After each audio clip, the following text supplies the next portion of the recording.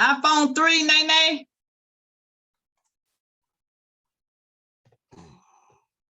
Welcome, ladies. So it's 7 o'clock, top of the hour. We're going to get started. Hey. Who said that? Hi. Nene. That was you, Ruth. So I want to say welcome to everyone for getting on the call. Our monthly FarmaSis call, where we come together as sisters and Black women to share information and knowledge about agriculture, which we know is the #1 industry in the state of South Carolina. So again, welcome to the call tonight. Our calls are 1 hour. And after the 1 hour, we do what we call, or what we have an after party. So after this Zoom, if you have any questions or if you just want to hang around and talk, welcome, ladies. Welcome, Carla, Barbara. If you just want to talk, Gabrielle, hi. If you just want to have some conversation, there is a after party after this Zoom. So you're welcome to join us. I always like to start all of the meetings out. You were emailed a agenda, the last email I sent. So I've sent 3 emails. The last one I sent was the agenda. And on the agenda, it talks about our mission and our vision. So you have those at your hands. And so I like to read them or go over them. Our mission is to educate, inspire, and train 10,000 Black women to grow their own food. And then we're going to create, I'm not going to say and then, we are already doing it. We are creating another food system whereby we can feed each other. A couple of ladies on the FarmaSis team this year, I was able to purchase from them through a program. And again, we're already growing and feeding each other. Mary and Sandra and Indy. So I was able to buy food from them, and I want to buy food from everyone. So again, that's our mission, to educate, inspire, and train 10,000 Black women to grow your own food. And I tell people, I don't want to put fear into anyone, but I do want you to know that the food that are in a lot of stores are not healthy. And what I mean by that is they're heavily sprayed with pesticides and chemicals, even if there are fruits and vegetables. When you taste a fruit or vegetable that's locally grown, that hasn't been sprayed with all of those pesticides and chemicals, it tastes very, very, very different. Tomatoes are naturally sweet. Squash is naturally sweet. Cabbage is naturally sweet. To me, it has a little sweet taste. And if you don't taste that sweetness, then it's been sprayed. So I just want to raise your awareness about the quality of the food that are in a lot of the stores. Again, I don't want to put any pandemonium or fear, but I want you to be aware. So much better is the fresh from the garden. It is so much better. It's a difference. We all know it's a difference. For those of you who love tomato sandwiches, you know what I'm talking about. So our vision is to work collectively as women, because when women come together, we know we change the world, to promote health and wellness through nature. Everyone on this call needs some sun, sunlight, sunshine. We all need it. It helps with our vitamin D. So we promote health and wellness through nature, and we're here to initiate economic development. And I said it earlier, agriculture is the #1 industry in the state of South Carolina, and it is in everything that we do. These clothes I have on, it was grown, cotton. These earrings I have on, sweetgrass. These glasses I have on, somewhere agriculture was in it. So everything that we do in all areas of our life, agriculture is involved. So whatever your talent is, If you don't know, figure it out. See how it's related to agriculture, and you can initiate a new stream of income. I used to have a tea on the market, a hibiscus ginger tea, but when COVID came through, I had to pivot.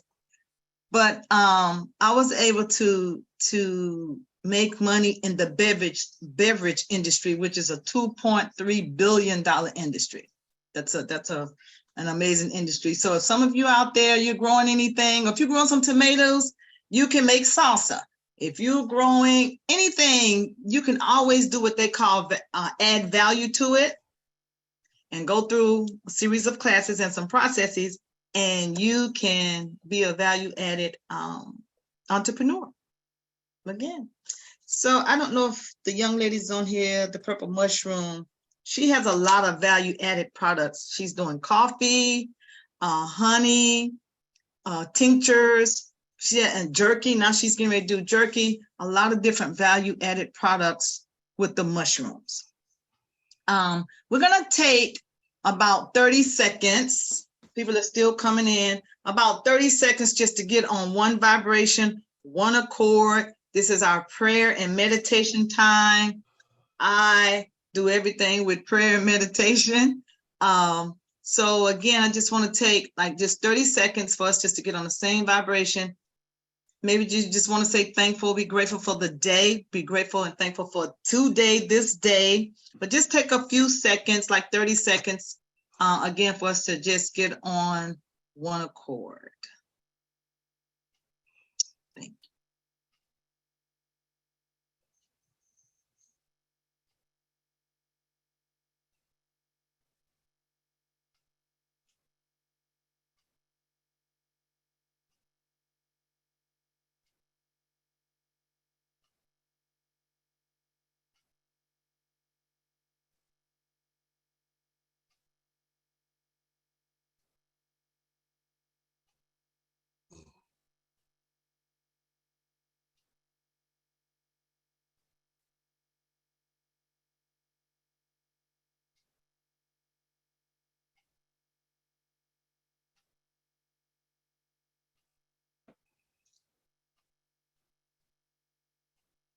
Thank you. Thank you. Thank you. Thank you, Miss Donna.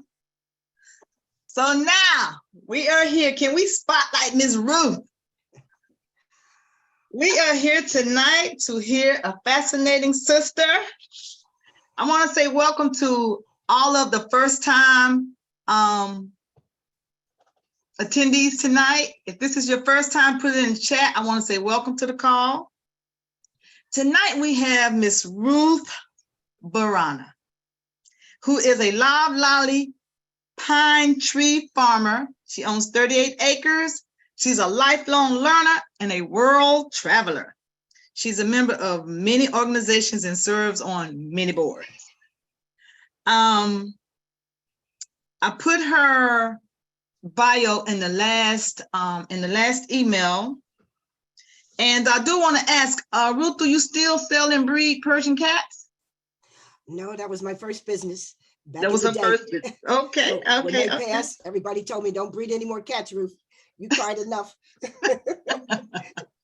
Okay, so welcome, Ruth. Ruth have told me she knows everyone. We like to keep these calls to 1 hour. So she has 15 minutes to speak. Then we're gonna interact with her and ask her lots of questions, and we're gonna have a good time. So Ms. Ruth, come on to the stage. Thank you for welcoming me, Benita, and I'm so glad to have met you. You have no idea, ladies, how important Benita is to keep us all together. And this communication, only the third Monday of the month, means so much to us, Benita. Again, I thank you for this brief time that I have to speak. I am a tree farmer here in South Carolina, just 15 years. So I arrived here from Washington, D.C., thinking that my land was going to be a family estate, as my grandmother wished that would happen as the oldest grandchild sometime in our life for our family, so that we'd all be together. But when I got the tax bill of 6% and the other owners had a 4% tax bill, I went to the Darlington tax assessment office, and I asked them, why am I paying 6% and they paid 4%? And they said they were tree farmers. I said, I have the same trees. So I left there and I incorporated. So I am now a tree farmer. The land that I purchased, the realtor was a secretary at Hartsville High School. And she told me, Ruth, you're a math teacher. Do you want a job? And I'm always working. So there are 3 math positions needed at the school. I told her drive from this property to the school. It was 25 minutes away. And we had to make a right turn at Bruce Drive-In. So I said, Lordy, Lordy, Lordy, this is calling me. So that's what I did. I taught at Hartsville High as I was running this tree farm. And my mother and brother were here with me from Philadelphia. So we had our first reunion. That was in 07. We had our first reunion in 08. And my family and I did not wait for 40 acres and a mule. So I got the 38 and I told them keep the mule. And that's what they've done. So they saw the land and they were very impressed because we were all born in Memphis, Tennessee. So the Northerners wanted to know, why did I move back south?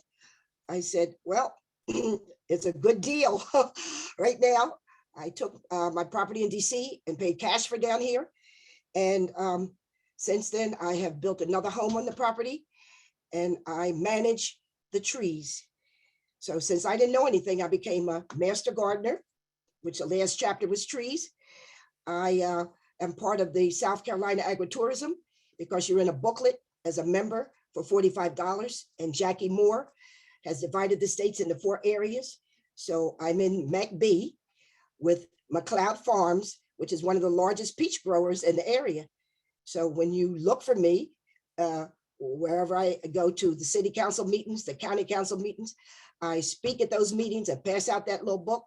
So any farmer that's in that book, and you can go anywhere in the state and find any type of farms you want. And that's excellent reference right there. So in terms of management, you have to manage your business. You have to have a business plan. You have to know your land is surveyed and you have to know your boundaries because that's what you're paying taxes for.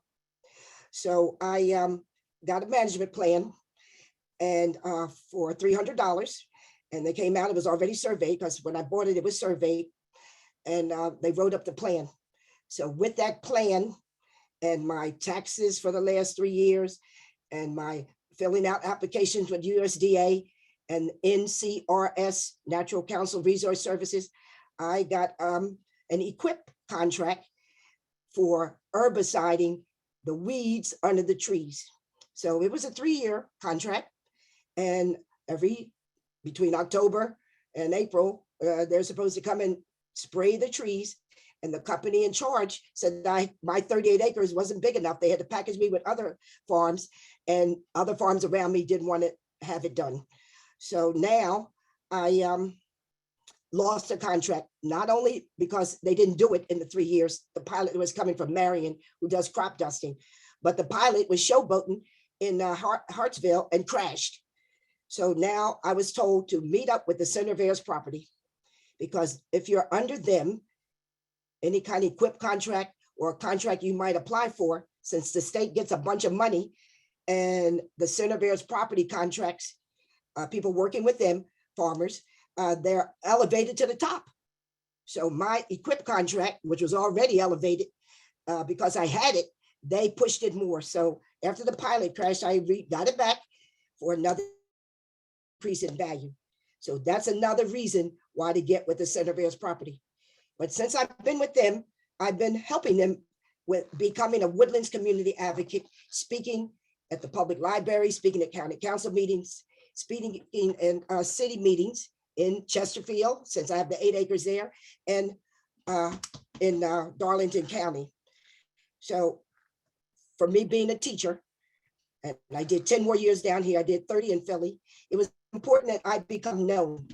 Because when you become known, you can walk in some doors and ask information and ask for a form and attend a lot of Zoom meetings and a lot of meetings that you might not have been involved in. So one of the agricultural meetings last year in March was about the sales tax exemption for agriculture. That is, if you're farming crop, animals, or trees. So I attended that meeting. It was a $5 charge. And I find out that you said $24 on Google. You'll see it online. South Carolina agricultural exemption, sales tax exemption. And you get a card that's good for 3 years. Well, wherever I shop for the agricultural products, I start showing that card. So at this moment, since March of last year, I don't pay sales tax at Lowe's, Home Depot, Harbor Freight, Ace, Advance Auto, and recently Walmart. Yes, wherever I am, I'm loud in line. I'm not paying sales tax. So either they say yes or no. So I was getting tires at Walmart, and the guy in the back says, I don't know anything about sales tax exemption for farms. I said, well, what do I do? He said, go to the customer service.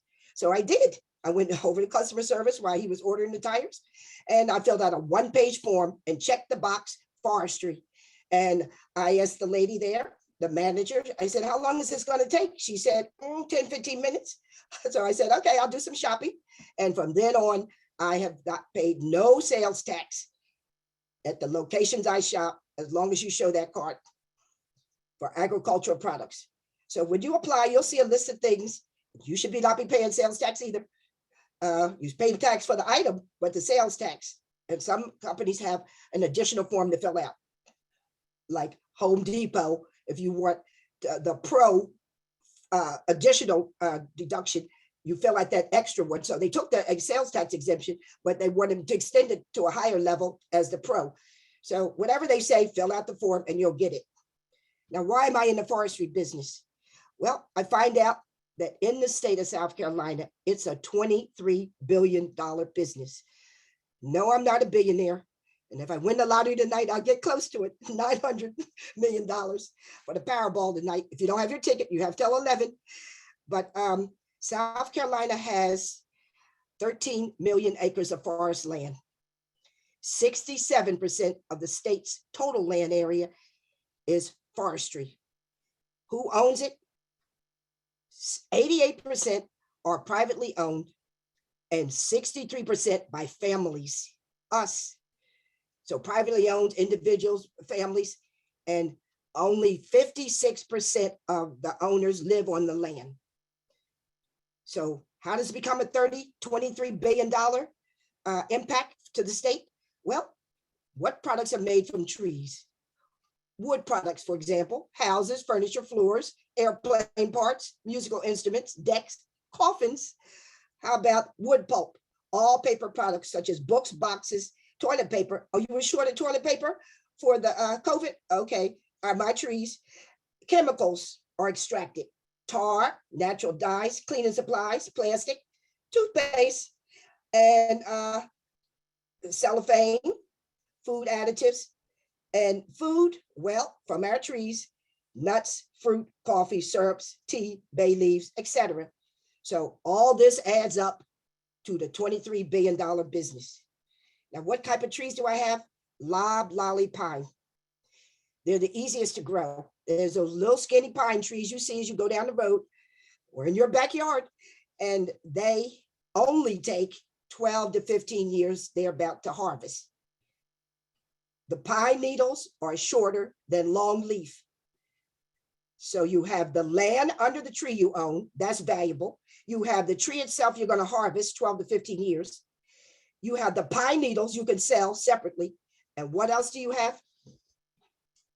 These pine cones, okay?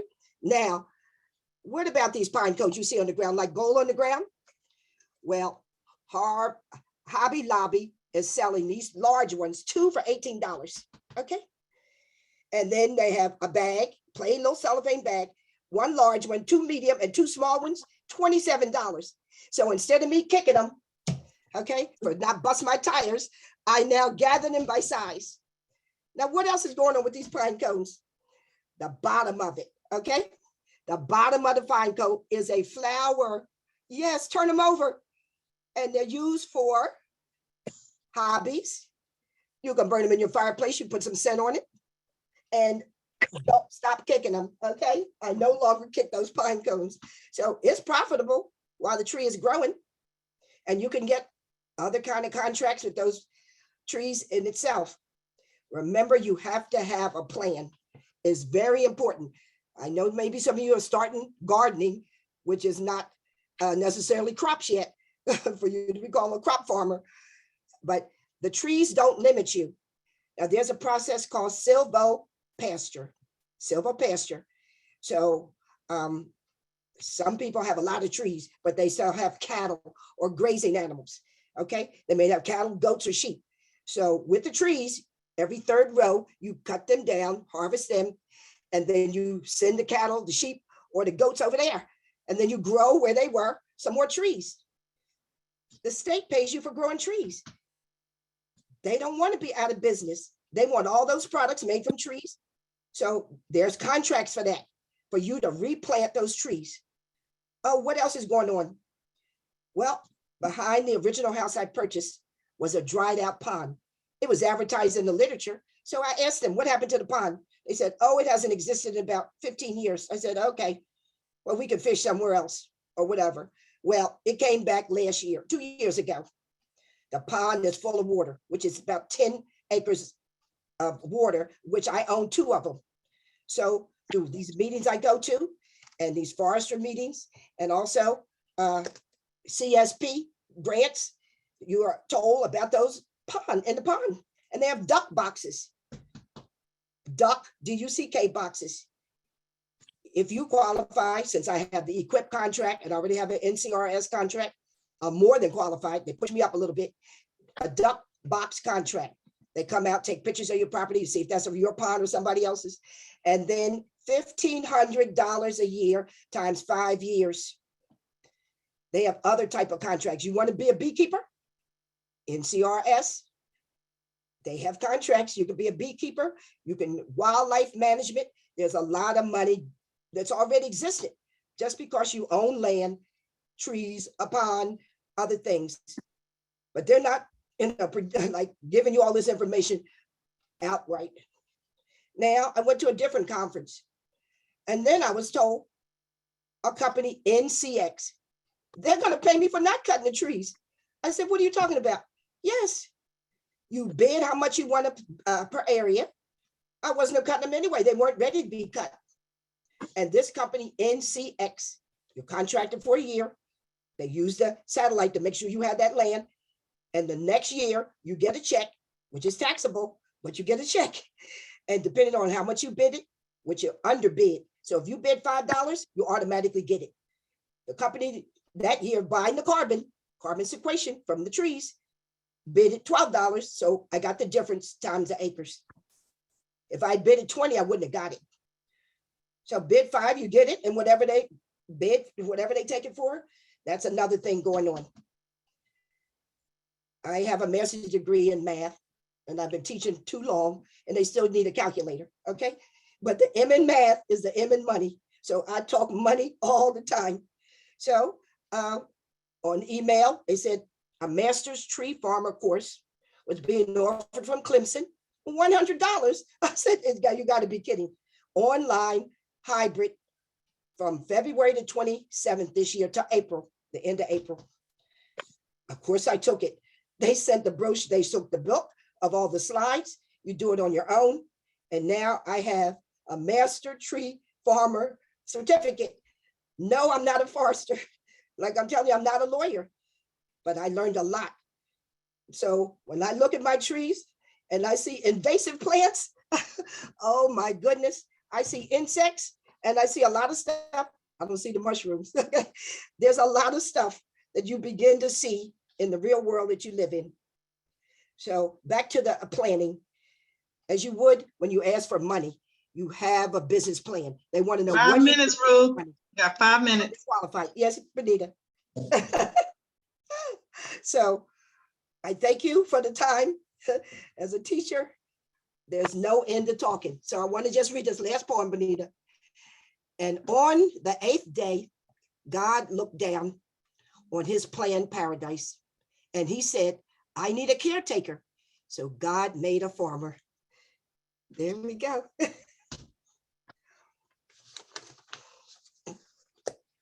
you, Ruth. So Ruth, you were a teacher Ruth. tonight. You were a teacher tonight. Everybody Thank can unmute. Let's give Ruth a round of applause. She cut me off. Yay! Awesome. She cut me off. That was Yay! awesome. That was a lot of great Ooh, information. that was a lot. It was Very awesome. good. So, Very good. Love it, love That's it. how I am. You gave it Teaching to and us preaching. quick. So I'm gonna ask a few questions and then raise your hand if you want to answer. And so we're gonna shoot these questions to you. So I want to make a couple of points. She said something about NRCS. NRCS will pay you for conservation practices, and I will have someone to come on 1 month to talk about that. You can get what's called a contribution agreement, a cooperative agreement. And again, we just have to go out and search and seek, but the money is there. Now, sometimes a barrier can be paperwork, but just push through the paperwork. Just answer the questions and get the resources because they are there. How do we get the carbon sequestration credit check? Mika, Ruth may be able to answer that. We'll get to that one. There's many companies out there that want to lock you in 10, 15, 20, 30 years. NCX, you type it in Google, is the only company I know is only a year agreement. Because let's say you and your family own partial. You just want to agree with a certain number of acres, 10 acres, 5 acres, whatever the amount. You're not cutting those trees. And that's all you agree to sequester the carbon out of them. You're not cutting them down. You're leaving them just where they are. So you bid. So you go to a little Zoom meeting for, if you know, online, and they show you how to bid. And like I'm saying, you bid $5. Just bid $5 and get in the bidding. So they pay you per acre? Per acre. The minimum I heard is 5. Hey, Tamika. Okay. Hey.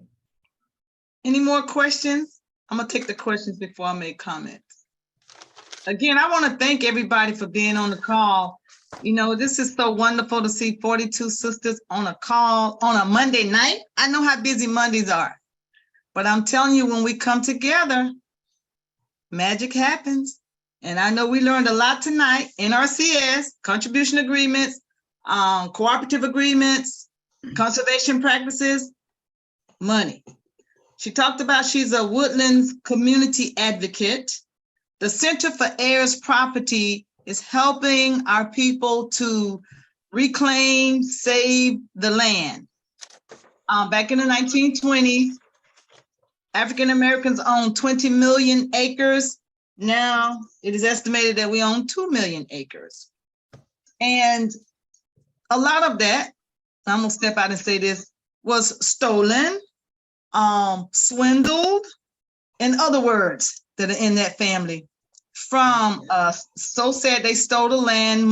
Some of us may know right now there's a sister, our elder is in her 90s. She's fighting with real estate developers in Hilton Head. And they just gonna take her land. So a lot has been taken and stolen over the years, but we're coming back. Mightier and stronger. She said it's a $23 billion industry. Yeah, we don't think about a lot of the things. You said something about food additives. I didn't think about food additives when I think about wood. So I have to do some more research on that. I understand the flooring and the furniture, but I don't understand the food additives. The additives part. I understand when we get our fruit trees and we have a lot of different type. Peach trees, all those trees, but again, the food additives. So thank you for bringing that to my attention. How often do you update? Benita, cellulose fibers, they use out the trees. Okay. Cellulose fibers is how they get the food additives. Cellulose fiber. I gotta do some more on that. So we had another question. Farming, the business of farming is a business, and you have to treat it like that. And Ruth talked about the plan. You have to have a plan. So I did hear, I did see something. How often do you update your plan? You update your plan when money's coming in, when you're in the green or the red, I would say yearly, even though my trees don't harvest for 12 to 15 years. So I'm getting closer to that time. So I'm doing other things with the business. Remember, you're still writing off everything that we use. Like I'm off of 2 dirt roads. So I have a dirt road contract. It cost me $5,000. So every 3 months they come down, they add dirt, sand, and everything else. So I can't get in and out of my property unless that road is maintained. So all the equipment, everything that goes with the farm is being a tax assessed. So you're keeping up with that, itemizing it just like any other business, and keeping all your receipts and claiming as much as you can. Can you talk more about silver pastures? Yes, silver pasture, SILVO pasture. And so it's a form of agriculture because some people think you had to keep the trees separate from the animals. And there's been studies done, and you can read it up, that if a grazing animal can graze between the trees, you're still growing the trees, and every, say, 3rd or 4th row, you're opening it up to plant whatever grasses they need, and you have both the trees and the animals. So in the beginning, one of my first clients as a WCA, I volunteer, Woodlands Community Advocate, was a guy down in Marion, and he had 100 acres of trees and 100 acres of cattle. And during my conversation with the foresters, he told, and the first time I heard it, silvo pasture, because he was either going to get rid of all the trees and do all cattle, or get rid of the cattle and do all trees. And he told him about this process. So you can do both. You can do both. Okay. Another question, does it matter where the land is for conservation practices? You can make money while the trees are where they're growing up. A long leaf is 15, 18 years. Loblolly, 12 to 15 years.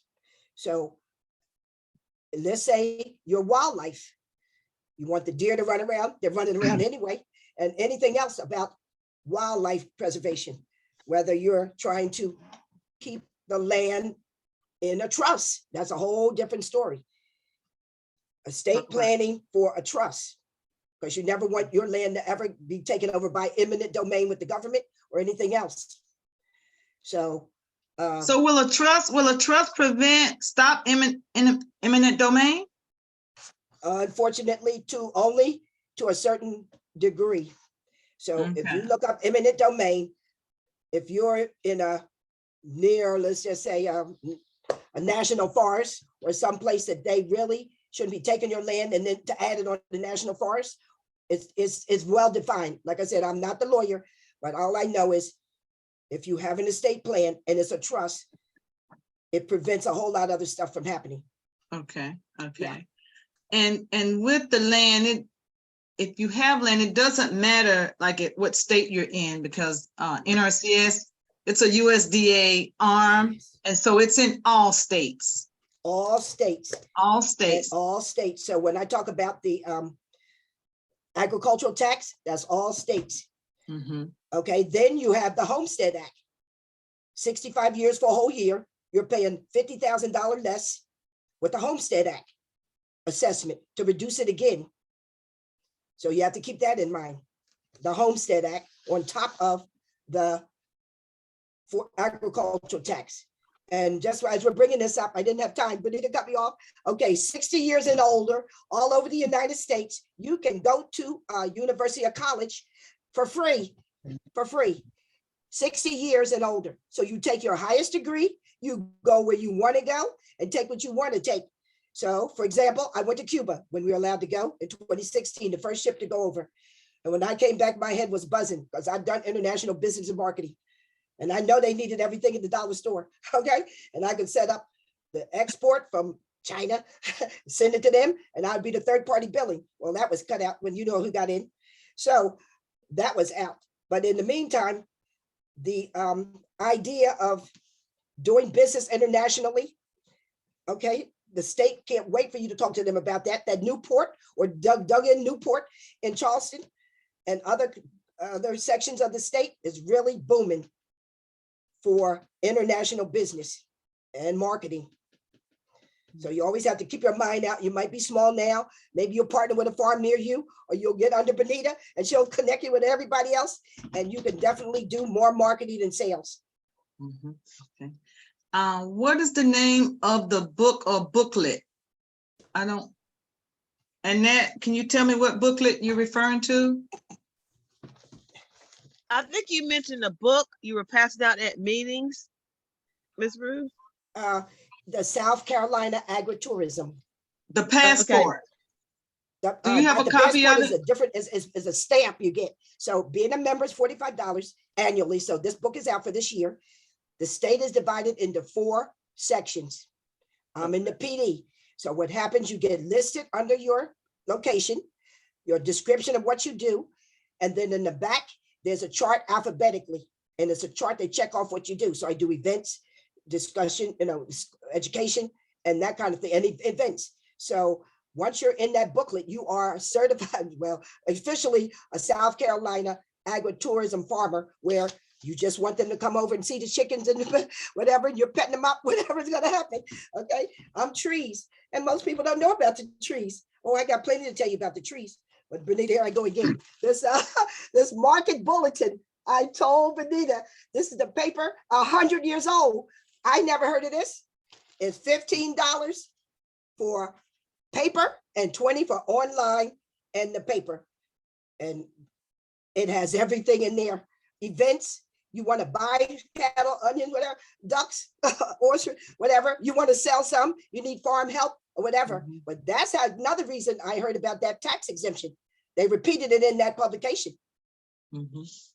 FarmaSis was featured in that publication one Yes, time. you And I were. want to say thank you for all of the sisters from FarmaSis who are on the call tonight.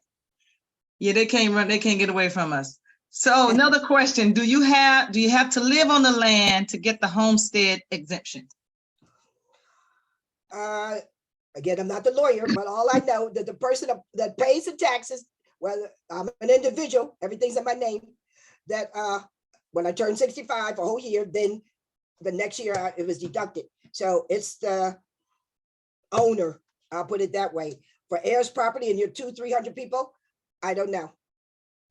So that owner is the person who's been paying the taxes. You don't, if you're on heirs property, you don't have any more say than anybody else just because you've been paying the taxes.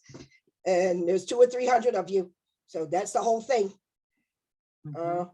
But all I know is a reduction by the name who pays the taxes. The heirs property is another way, unfortunately, that we have lost a lot of land, because, and even today, we just don't believe in having a will. Not all of us, but a lot of us do not have wills. We think that when we pass away, the children and grandchildren and great-grand not gonna fight. It's gonna be divided equally. And 10 times out of 10, that don't happen that smoothly. Even if it's just 2 siblings. I've seen 2 talk with a young lady this morning, it's 3 of them fighting over the money from mama's house. Now, mama even had will. So I want to encourage. Benita does free wills. They have free will killing. With a short, low will, they'll write it up. If it's something very comprehensive and whatever, it may charge a little bit, but Center of Heirs Property even had drive-in wills. I couldn't believe it. Yeah, they send you forms, you fill it out, and they have some drive-in services as well for free. So family, it's extremely important to have a will, unless you want to give everything to the government. They love it. They enjoy it when we don't have our affairs in order, because they get all the benefits. So I think, yeah, we had Miss Ebony from the Land Trust, the Black Land Trust, I think it was in January, who talked a lot about, we need to get our affairs in order, especially with land, where to get the free will, the Center for Heirs Property, and I'm gonna come to a workshop in Florence. Could you mention that? Yes, the Center of Heirs Property is in 37 of the 46 counties. In South Carolina. In South Carolina. So their main office is in Charleston. Today, they just opened up their Florence office. And they're in August, the 11th and 12th at the Florence Civic Center. The heirs property is running their 8th annual symposium. It is free. From 8 to 5 on the 11th, you get free breakfast, lunch, and dinner. Okay, besides everything else you're going to learn. And on Saturday the 12th, 8 to 1, you're going to get breakfast and lunch. You have to register. They have in person and Zoom. Zoom is unlimited. In person, they told me to invite you. I was there today for the ribbon cutting, and sign up. Center of Heirs Property, sign up for the 8th annual symposium at the Florence Civic Center. Of course, you're going to see me there. And enjoy the meals that feed you good. And please learn a lot. As I told you, that's where I learned about NCX. Every time I go to a meeting, I'm learning something new. There's plenty to learn, plenty. Again, a lot of information, we have to seek it out. I'm looking for the link that was mailed to me so I can put it in the chat. Let me see if I can pull it up for the Centers for Heirs Property. Let me see. I think I'm getting it here. Join us. Come So I see a on. question about burning forest. Okay. While she's looking up, have you ever had land that was burned by the Forestry Commission? Okay, now to get any burning done, it has to be approved and you get a permit because it's weather permitted. I've never, they mostly burn long leaf because it maintains the quality of the longleaf tree. I'm between 2,000 acres on one side and 100 acres on the other side of me. So again, you're not going to be able to burn unless you get that permit, and they have qualified burners hired by the Forest Commission. They want to make it safe. We don't have problems like what's going on in Canada coming down here. Okay, you want to be legal and legit. Even people burning trash, they shouldn't be doing that with a permit. And we won't talk about the 4th of July with those firecrackers. Okay. So Yeah. they need permits. Yes. There are, I know the first time I heard about a prescribed burn, I was like, what is that? But it actually helps and it stimulates growth. Yeah, that's what I was trying to find out about that. Because that's something that we were looking at doing, burning. Yes. And certain breeds of birds go to those bird trees, have a home, and you would get a contract. If that's something after the fires, the trees have been burned, they entered that hole and they live there and they want that to happen. So now you're in wildlife. Hmm. Yes. All right. All right. Any more questions before we wrap it up? I see a question. Let me see here. I don't want to miss anyone. Question, I've done some traveling to the continent, Senegal and South Africa, and have connections there. I plan to visit Ghana next year. Have you done any export, or are you interested in any export products to Africa? What products maybe possibly are you interested in if it becomes an opportunity? Do you think it would be profitable or worth looking into as a business? What you need is a lot of license to go back and forth. And are you the wholesaler, the broker, the importer, or the exporter? Okay. So as I travel the world, all the Caribbean, some of Africa, and I have family in the Philippines. They should be on this, even though they're 24 hours. I've sent a link. You have to have the right permits. Then you got to have the right packaging. So when I went to Africa, I was a designer. I'm a fashion designer, and I took weddings from Philadelphia to Africa, and I went to 2 designers, one in Abidjan and one in Togo, and they housed me for a month, summer school, July and August. So I took African weddings to them, and I designed business type clothing with their African fabric over there. So I was invited through, I was living in Washington, the US, the embassies in those countries to go over there and help them design. I took Spanish because I was told to take Spanish in school, and they spoke French. So they gave me an interpreter. So you got to worry about the language as well. So, okay, now the dollar exchange, back to the money. But yeah, it's profitable. But as you're going back and forth, Watch the dollar. Watch how you're paid. All right, all right. Well, Ruth, thank you again. We appreciate your knowledge, the wisdom. We enjoyed it. And I think we got everything. Thank you. Looking forward to next month signing off. All right, LLJC. See you later. All right. So ladies, we've come to the end. We have about 15 more minutes. I'm going to have a few announcements, and then if you want to, if you have any more questions after that, I'll answer them. And again, thanks to all of my first timers on the call. The first announcement, next Monday, which will be the fourth Monday, we're going to have we've been having them community meetings about our health and wellness. And Dr. Rojas has been our guest speaker each time. Next week, she's going to be on vacation.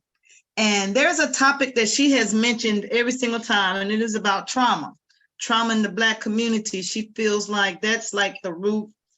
It is one of the roots to a lot of the illnesses. And unless we get to the root, we're just going to be suffering with symptoms. So we're going to start the conversation about trauma in the Black community.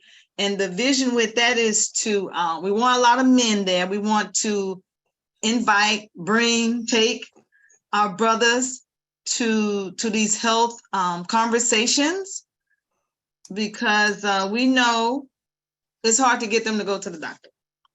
And sometimes it's doubly hard to get them to receive therapy or counseling.